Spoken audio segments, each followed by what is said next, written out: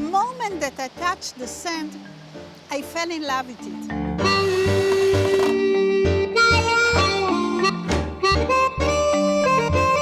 I am a dreamer. I get my inspiration for my art from life.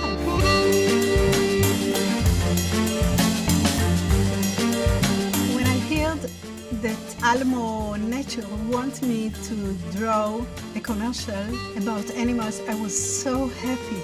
Because when I draw animal, I feel his expression, I feel his feeling. I want to show feelings, emotions in my art.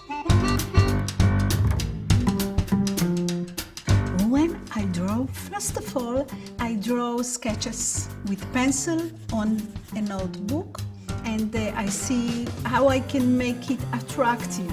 And then I start to draw on the sand. I think the movement of my hands is the most important thing in this kind of art. This is like a dance. The movements makes the emotions. To draw Almo Nature commercial, I got all the freedom to be creative.